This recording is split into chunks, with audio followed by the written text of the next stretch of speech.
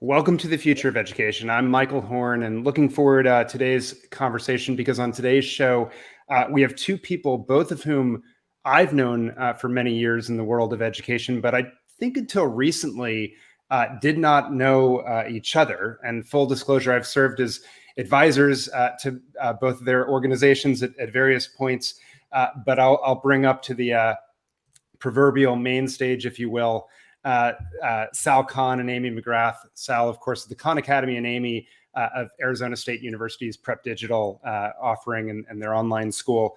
And just tremendously excited to see you both. And as you have partnered and been announced over the last couple of weeks, the Schoolhouse.world school, which Sal, long sort of, I think, a brainchild in your head and now coming to fruition.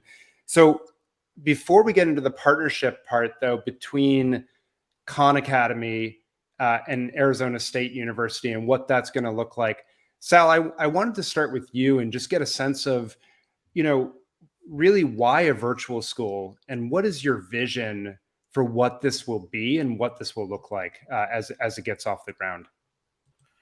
Yeah. So, a lot of folks here might be familiar, Khan Academy, mission free world-class education for anyone, anywhere. And as Khan Academy has grown and scaled, and we're trying to make it easier for students either inside or outside of classrooms to engage in personalized mastery learning, there's the question of, well, what could the actual school system look like? And some folks know in 2012, I wrote a book called The One World Schoolhouse. The last third of the book kind of reimagined what education could be, given what the world needs and given tools like Khan Academy existing. And it talks about things like mixed stage learning, students being able to learn at their own time and pace, having real agency. If you use technology well, it can actually unlock human to human connection, even challenging that learning has to be bound by time or space. And it's one thing to write it, it's a whole other thing to implement it. In 2014, we started an in-person physical school to play with these ideas called Khan Lab School out here in Northern California in Silicon Valley. And that since has grown to a full K through 12 school. It's been very successful, and it's a lab school. We're continuing to push the envelope there.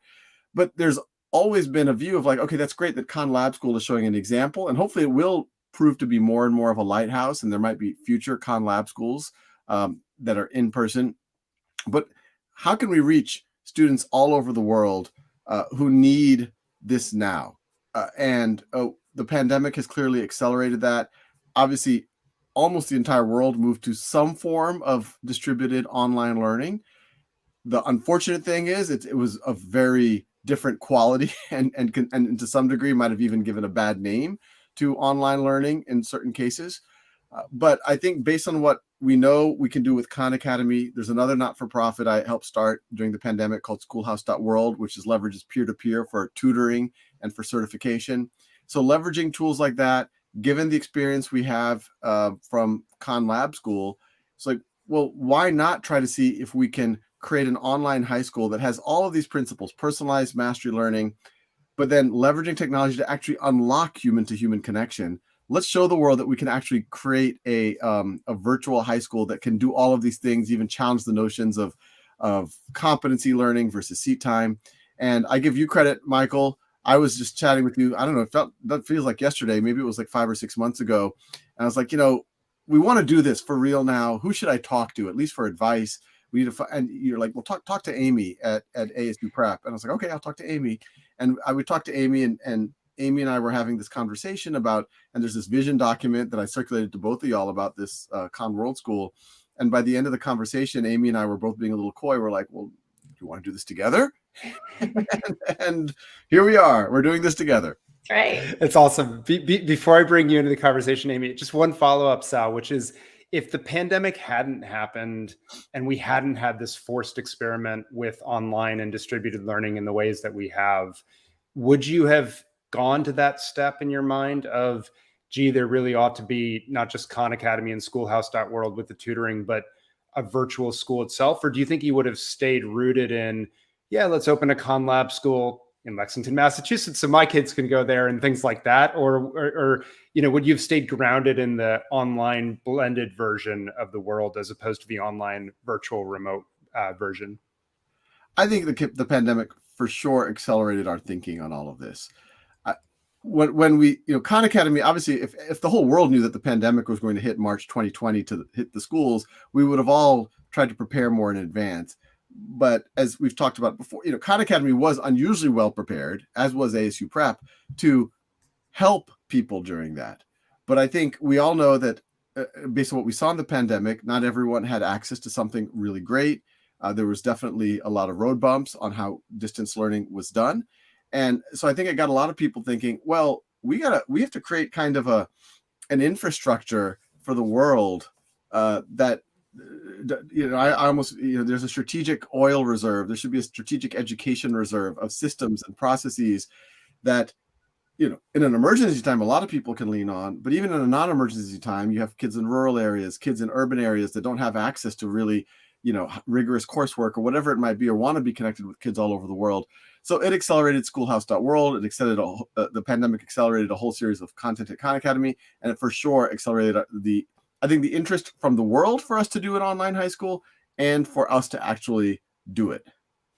No, it's perfect. And that emergency infrastructure is something that Amy and I have talked a lot about over the years. Amy, I want to turn to you just to give our audience some background about ASU Prep Digital, what you all were doing before the pandemic hit yourself, and your own vision for what online education can and should be. Sure. So ASU, of course, is quite an enterprising post-secondary institution and is always thinking about learning across the entire spectrum. So PK through Gray, we are thinking about learning in specifically the K-12 segment of that continuum for ASU Prep. And when the pandemic hit, we had immersion learners, we had hybrid learners, and we had digital learners. And then all of a sudden, everyone was digital. And so we were in a really lucky position to have the infrastructure and the stability needed to be able to handle that volatility. And so that really increased our impact, certainly in the state of Arizona, as the Department of Education and the governor's office reached out to us to help both with training teachers across the state, but also just partnering with districts to help kind of distribute that infrastructure so that more districts would be able to have access to that stability. So we learned a lot, kind of to what Sal said earlier, that there's everyone was doing online, but not very well.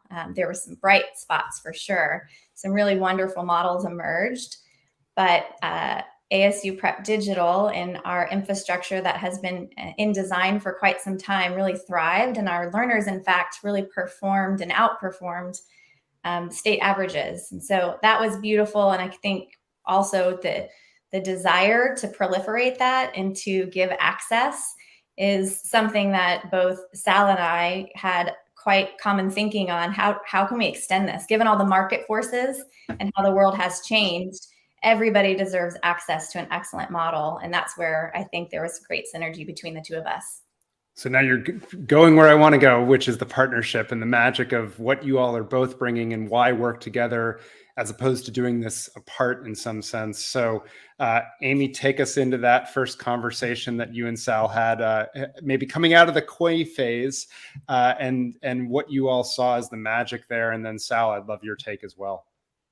Well, both Sal and I have said we finished each other's sentences in the first conversation, and we had probably a 90-minute, which was supposed to be a half an hour conversation. Sal was walking around his neighborhood. I was sitting right here. He's good at that. Yes, exactly.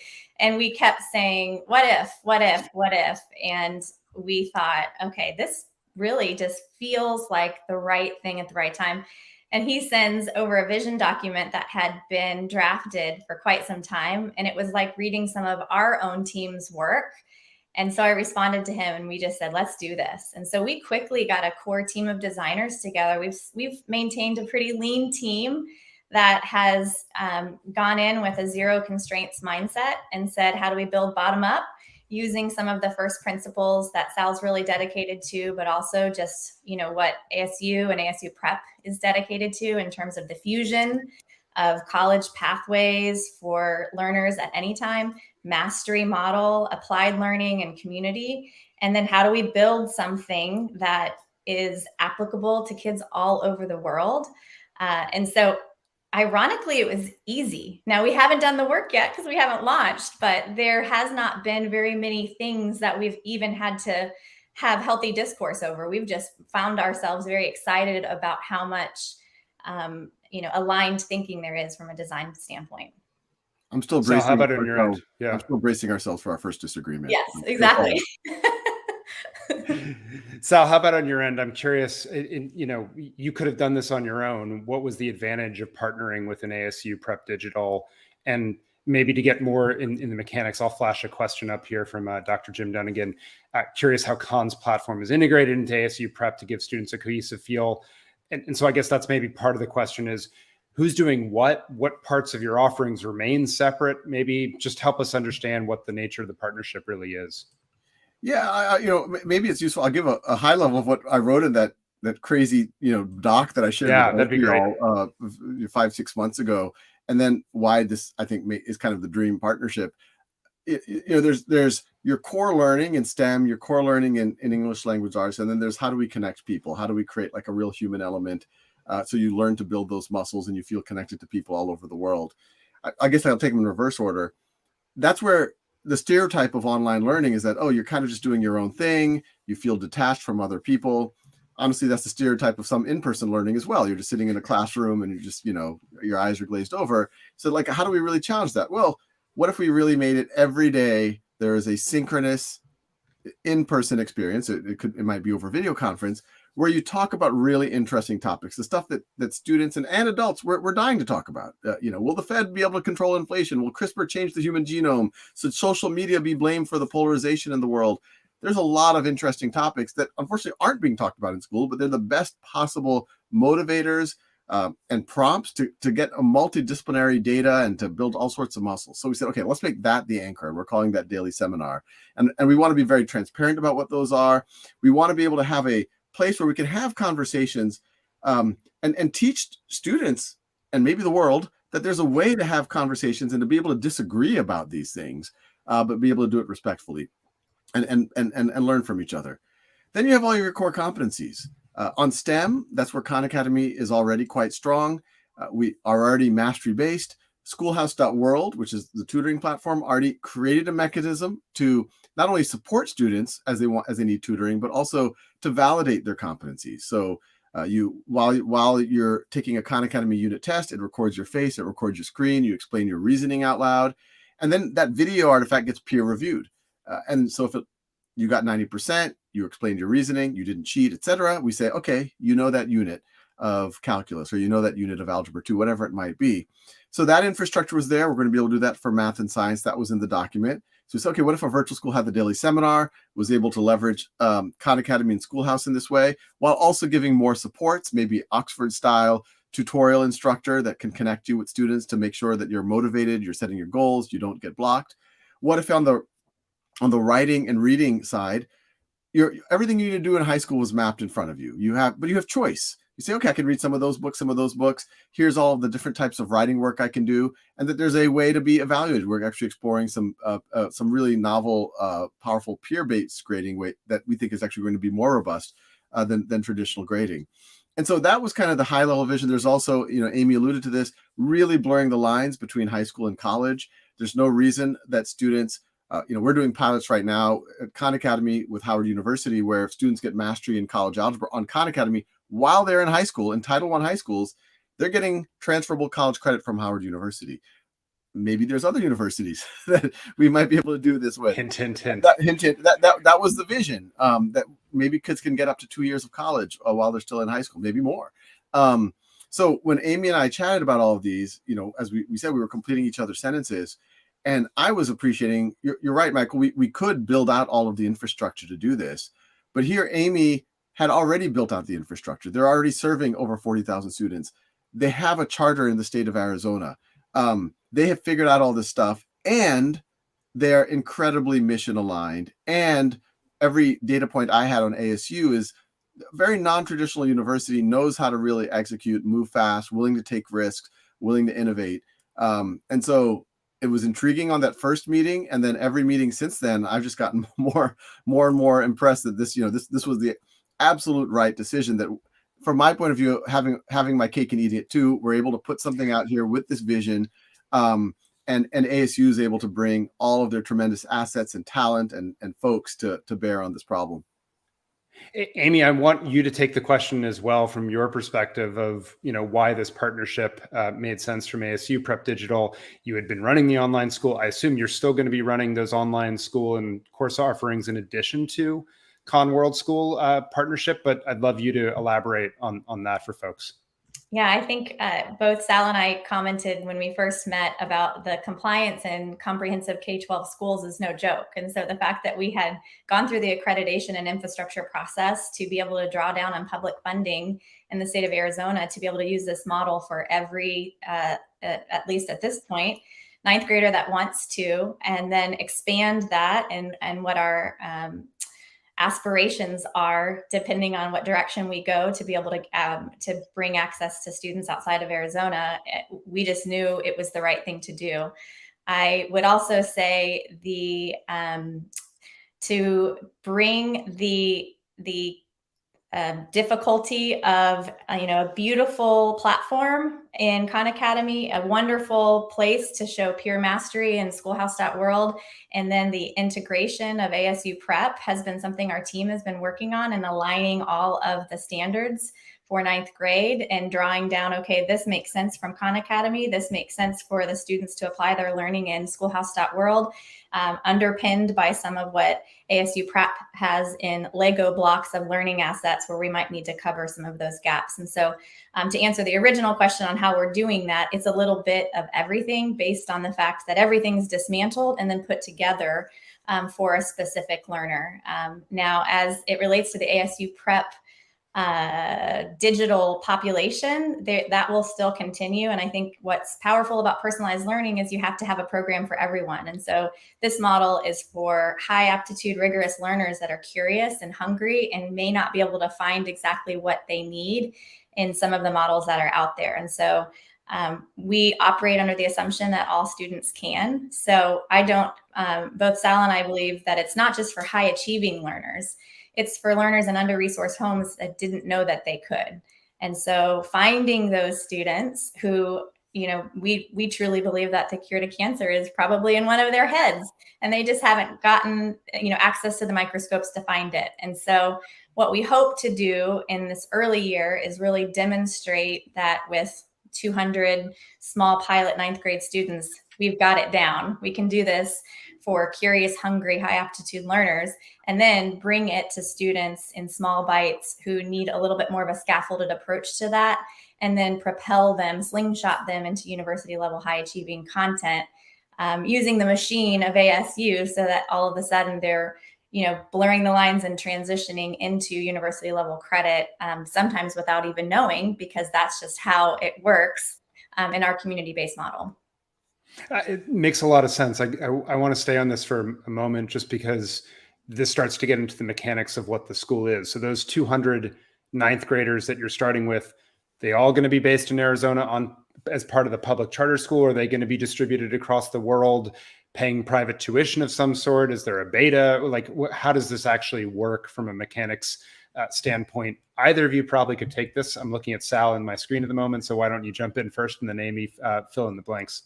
You kind of answered the question. It's both. And I think this is a pretty innovative thing. I don't know if this exists, where you can have a charter, but then you can also bring in tuition paying students from outside. And the goal here is obviously to make it as accessible as possible. A lot of the truly, I would say, rigorous, respected programs out there that might be, could easily cost $20,000 or $30,000 a year. We think we're going to be able to do this, or we are going to do this for sub $10,000 for students inside of the United States. And so we think that this is a really cool model where it's going to be free for students in Arizona, but then they're going to be able to learn alongside students from California, from Ohio, from Arkansas, and maybe even a few. We have interest from Europe. We have interest from Latin America. So that would make it truly a world school, which I think will only enhance everyone's experience. I will just add that I've been surprised. I shouldn't have been surprised, really, based on when Sal sort of released this from his own social platforms. The volume of inquiries was pretty substantial, but also just where they were coming from. Only 13% of our initial applications have come from Arizona. And so it's also really emboldens our, we're doing the right thing by bringing this at an affordable price point to students outside of Arizona. And in fact, over 20% of our inquiries have been outside of the United States. So to Sal's point, we're really hoping to build a community where we can kind of shrink the globe for our students in the Oxford model. So something I'll add on top of that from a post-secondary view of colleges and universities, one of the reasons they often can't get affordability to really happen is because the marketing costs are so high to even acquire students. Having, Sal, your brand, Khan Academy's reach of 100 million plus learners, Arizona State University and the reach through Arizona at the table together, I think is a pretty potent combination as well in terms of lowering the overall cost and getting rid of some of the extraneous things that you might otherwise have to spend money on. Again, from my perspective, I think that's actually another big piece of this. I'm curious, if I'm a parent and I've got a 9th grader and I want to enroll, what does that look like right now? Is there a process? Who are you taking? What are the mechanics of that? And then I want to, from there, just to sort of tease it, I want to move to then what does mastery really mean? Sal, you started alluding to this peer assessment of mastery concept, but it's one of the coolest things I think that you've created, period. And so I want to go there next after that. But let's start first on the mechanics of I want to enroll. What does that look like? I can Amy, jump in if you want. Yeah. So ConWorldSchool.org is where our students can go to find all the details, but we're taking applications on a May 15th and a June 15th deadline. And there are several different ways for the students to demonstrate that they're a good fit for the World School. Everything from what books are you reading to a video about what they're excited about. We also encourage our students, our next info session is May 24th. And both Sal and I and our team do basically a Q&A. So we go through what does it look like to be an interdependent learner in a community, and what is Socratic seminar and some of these buzzwords that make sense to educators, but what does it mean to a parent and a family? We answer all of that. And then we just encourage students to go through that process. And so we are already seeing an influx of those applications coming in, and we have a small team that's reviewing those to find out if they are the right fit for the World School. And if they need a bit more support, they are still welcome at ASU Prep Digital, and there'll be assets based on what the model is inside of the World School that they get teasers of, and then potentially they can work their way into it depending on what their progress and mastery looks like that year. That's very cool. So let's stay on that last buzz phrase that you just used, mastery learning. Sal, I want to turn to you. Break that down, because I suspect some people who are tuning in are less familiar with this notion, and you have a pretty clever way of assessing mastery that I actually think creates a very scalable infrastructure that could change the way we think about assessing talent and skill attainment for a lot of things in the world. So why don't you talk about how you think about that? Yeah, mastery learning in some ways is the oldest way of learning. It's just the idea that you always have the opportunity and the incentive to improve your level of fluency or mastery, if you want to call it that. But it's not the way that we typically do it in a traditional school. In traditional school, we take a test. Amy gets a 90%. Michael, you get a 80%. I get a 70%. Even though that test has identified gaps, even though Amy might be a B+ or an A- student, what was that 10% she didn't know? And that 30% that I didn't know, even though that gap is there, the whole class then moves on to the next concept, especially in many cases, building on those gaps. I had a 30% gap in exponents. Now we're going to do logarithms, or now we're going to do exponent equations. How am I supposed to understand that? And it also goes the other way around. Imagine in a traditional school, a student gets let's say they get a C in algebra 2, and then that summer they decide that they really do want to learn this well, and they do maybe review and fill in those gaps in their heads. And then when they take pre-calculus, maybe they take an A. Well, anyone who's gotten an A in pre-calculus has mastered algebra 2. But guess what? That C still sits there in their transcript, and I would argue is incorrect information. And so what mastery learning is all about is, if you have a B, or at a B level, we could call it other things, approaching mastery, etc., that you could move on. That might be okay for you at this point, but you always have the opportunity to go back and try to make that an A. And that's important, honestly, just to make sure you have a good foundation for the rest of your life. And we know this is a major issue in America and frankly the rest of the world. 65% of all students here in California going to the four-year system, going to the Cal State system. So these are the kids who graduate from high school, who decide to go to four-year college. So that's already, you're talking about the top 50 or 60% of students in our current system. When they get to the four-year college gives them a placement exam and says, wait a second, you're not even ready to learn algebra yet. We're going to bring you back to pre-algebra. So mastery learning is happening at these weird touch points, but at almost a destructive touch point where all of a sudden, really the last 4 or 5 years of your education, you were building on too shaky of a foundation. Let's go back to middle school math. That's happening to the majority of students. They're not even placing into algebra, which frankly should be a high school subject. So we know there's a huge need for it, but you do it the other way around. You let people master concepts, fill in gaps at their own time or pace. We have over 50 efficacy studies at Khan Academy. We just have a recent one just came out. If students are able to put in even 20 minutes a day for 3 days a week doing mastery learning in math, they're growing 50 to 100% faster than their comparable peers. Wow. That's just an hour a week doing that. Now imagine World School, where that is the way that we're going to learn everything. You're just going to have a really strong foundation. And the key, well, how do you assess it? Well, that's the tools at Khan Academy, at least on the STEM side, are really good for a lot of those foundational skills. The next question is, how do you authenticate it? How do you know that it is actually someone's work and not their older sister or somebody? And that's what we did at Schoolhouse, where we had to vet tutors. We said, look, record your face and the screen while you go through a Khan Academy assessment, while you explain your reasoning. And if you get 90%, and this is all gets streamlined at Schoolhouse.world, it gets peer reviewed by people you don't know according to a rubric, making sure you didn't cheat, making sure you got to 90%. And then we say thumbs up. Actually, on your Schoolhouse transcript, it says you now have shown 90% mastery in, let's say, Unit 3 of Algebra 2. And the video artifact is there too. So if anyone ever doubts it, they can click on that video and watch you perform it. I encourage anyone to do that. You're like, okay, this student clearly knows it. It's a far better signal than saying someone got a 95% on a test that they took 10 years ago. And that by itself is a signal, but then that allows that person to begin their tutoring journey, which we also hope the World School students do. And you can imagine if you can then tutor algebra, tutor calculus, or tutor physics, that not only means that you've mastered the subject material, it means you could communicate, it means that you have empathy, it means that you want to do good for others.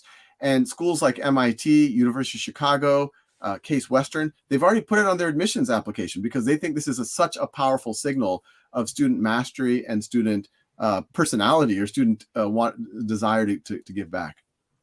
There's so much in there that I love. I love the dynamic nature of mastery also, that, right? Like, you didn't master it yesterday, but now you have, and it reflects that. Frankly, I think if you think about the sports analogy of what that looks like, at one point, Michael Jordan was a master of certain skills in basketball, probably not so much anymore. And so it changes also as you know things.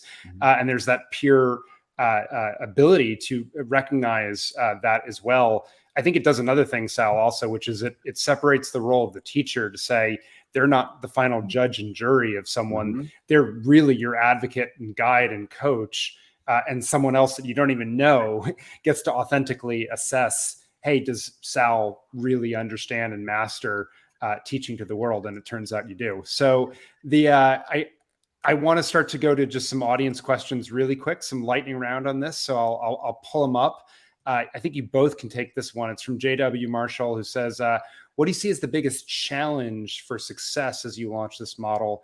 And how do you plan to overcome that challenge? So Amy, why don't you go first? I'd love you to highlight where, the biggest challenge in your mind question that you have, and then Sal, go after that. Yeah, we have talked quite a bit about how much we've learned from questions that our parents are asking in this really rigorous and high aptitude learning model. We have parents that think that can only be done when surrounded by learners that are just like them.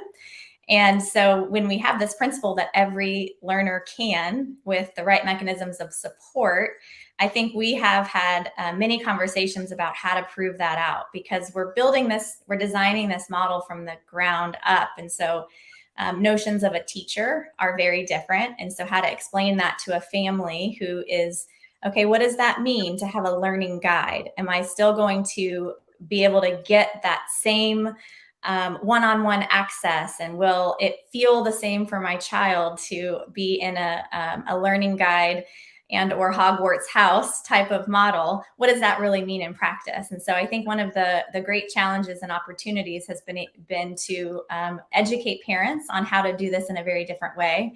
And Sal kind of talked about this in terms of mastery, but in a mastery model, we're not sure how grades are going to look, because grades can sometimes skew incentive.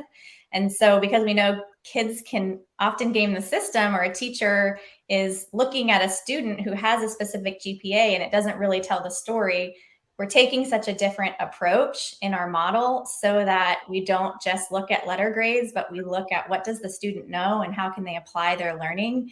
And so educating families on how we're doing that without having demonstrated, we're pointing a lot to the Khan Lab School and what's going on in Mountain View, California. We're looking a ton at what is working well at ASU Prep, but this is all done in a virtual environment. And so we're looking for these early adopters that are willing to take that risk with us, based on two, really, really powerful brands and institutions that have done this well, but in a unique model with a pretty powerful value proposition. Sal, what about you? What do you see as the biggest challenge and how you're going to tackle that? Yeah, I think some of it is the notion of personalized mastery is a new phenomenon. I think most people nod intellectually when you say, like, of course, yeah, why are we doing that? Why aren't you filling in that 30% gap? That is why I had struggling, or why, but it is a new model. The good thing is, to Amy's point, we have Khan Lab School, where we now have our second graduating class. And, it's another place where we can have our cake and eat it too. People think that for students to do well on APs or SATs or get into top universities, they have to be stressed out, they have to be competitive, they have to kind of elbow out other people. And that might be a path, but Khan Lab School has shown that there's a completely alternative path where students can actually not have traditional grades, where students can actually be learning for mastery. And by the way, when you learn for mastery and you show up and you take the SAT, you do very well. So our students, turns out you've mastered it, so you can perform. Yeah. About test prep or whatever, they're showing up and they're frankly rocking it. They show up. It's expected that you're going to get a 5 on your APs. It's not some big scary thing, because guess what? You already mastered the subject. So you just show up. You're like, of course, I know this already. And it's showing that these students are healthier, happier, more collaborative. They have more time for their passions, which is another key thing, more flexibility for it. They're doing more internships. They're able to work on real projects, start companies, and they're getting into college. Frankly, Khan Lab School had 9 graduates last year, 15 graduates this year, and we're punching well above our weight in terms of where these kids are going. So I would point to that for the World School, that the precedent has already been set, that the world wants more students like this. And I think the biggest obstacle for us now is frankly getting the word out and explaining it to the families and the students that I think could really, really, really benefit from this. Students who are curious. And, it's not necessarily, I think there are going to be some students who are, quote, bored in traditional school, who want to do more, who want to explore more, who want to go faster, who want to do the Socratic seminar. I think there are also kids who are disengaged in traditional school because they aren't able to pursue their passions. It isn't mastery based. They feel like they're doing a bunch of busy work. But then here, it's all going to be things that they can connect to. How is this going to make me or the world actually better? It's a good way to put it. So another question is, how fast do you think this team can go? There's so much appetite from so many learners across the globe, whether accredited, ideal, or supplemental, good too. I will transition that as also like a larger vision question. Where do you all see this going 5 years from now? We're sitting around maybe in person, even having a conversation, maybe virtually. What do you think, what's your big vision for where this goes? Sal, why don't you go first and then Amy? I hope, if we're talking 5 or 10 years from now, that we're able to, however many students we're serving, we have shown the same thing that I've just talked about at Khan Lab School, that we're now doing it at even a larger scale, that like these kids are consistently healthier, happier, feeling more connected to their work and to each other, and they have great outcomes, whether it's success in college, admissions, internships, jobs, frankly, emotional health and psychological health, which is a major issue for young people these days. That's a big win. I think there's no reason why this couldn't scale over 5 or 10 years to many tens of thousands of students, maybe more. I hope there's a world where it's free to more than just students in Arizona, and there's many possible vectors to be able to get there. But obviously, if we're doing that, we actually are delivering on being able to reach a large population of students with this type of a model that I think will generally be better for them and the world. Amy? Yeah, I would agree. I hope that this not only is a model where there's thousands. Sal and I, in our first conversation, said tens of thousands. And then we have lots of really smart people around us that are saying, let's start small and continue to make the model really well honed. But in 5-ish years, I think that more educators around the world are embracing untypical days and how to disrupt tradition and transcend what is kind of constraining learners around the world. So I hope that we bring a model that helps to raise the tide for other schools to do that. I certainly would hope that all of the tens of thousands of learners that we get to impact are thriving and they're also contributing. And then I hope these are in 5 or 6 years and we get to point to this an inaugural 200 to their graduation. And so if we're doing it right, they're going to go in with 60 plus credits and they're going to be moving quickly into their masters and then be contributing back to their community. So last question for me as we wrap up. And for those who ask questions that I didn't directly ask, it's because I think Sal and Amy may have answered it earlier. And so you're welcome to go back and watch the video. I'll also get the text up on my Substack and places like that, so you can check it out. But last question for both of you, which is sort of to come back to where this vision started, Sal, with the book that you wrote, obviously, but then pioneering it in the Khan Lab School, then going virtual. Is there a world in which people start to create brick and mortar like lab schools and take the kernel of what you all are building, this Khan.world school, so that I can access it in a brick and mortar school community and maybe have some of the benefits of both place and the broad geographic span over virtual? What do you all think about that? Sal? That's the hope. I think, there are already conversations about starting other Khan Lab schools, but even the Khan Lab school in Mountain View, Kim, who's the head of school here, she's been very involved in this project because we don't think it is just Khan.world School learning from KLS. We actually think as Khan.world School gets built out, KLS will start to bring its elements in. And so you can imagine, going back to a 5-year vision, if there's, I suspect there will be a critical mass of students in Phoenix, in Scottsdale, but maybe in New York, maybe in London, there's a critical mass of Khan.world School students that they can actually convene, find some space, do all of the things that you can't do online, do sports, etc. Maybe some of their tutorial instructors, maybe some of the guides or the advocates might be local to their geography, but there's still ways to connect with the rest of the world. Would love nothing more than that, because what KW, I hope it becomes really a platform on which you can do hybrid, the best of all worlds learning. But obviously, if you're in a situation where you're in rural Alaska and there isn't someone else around you, you still have access to the rest of the world and truly rigorous learning. Amy, final word. I absolutely think we are going to have pockets of Khan.world School students that convene. I think parents are incredibly smart activators, and the market is showing us that as micro schools are popping up everywhere. So while we're demonstrating this in a Khan.world School totally virtual model in year 1, I know there will be all sorts of iterations that will pop up around, just as Sal said, and we're excited to support that and also advocate for that on a policy level within states that might, have unintended barriers. So this is really just the beginning, and just being very student-centric and committed to learners. It's going to, with the power of Sal and the ASU brand and dedication to innovation and blowing up any kind of impediment that there is in front of us, we're pretty excited about what we're going to do for kids.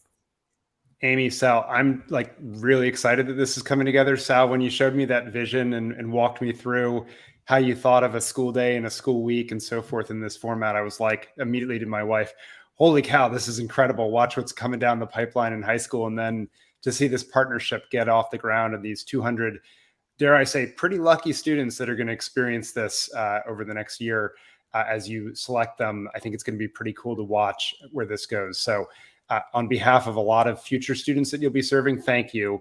And for all those tuning in, you can check out this and more content, obviously, on the future of education, but keep an eye on the Khan World School as it continues to develop. Thanks so much for joining us. Thanks, Michael. Thanks, Michael.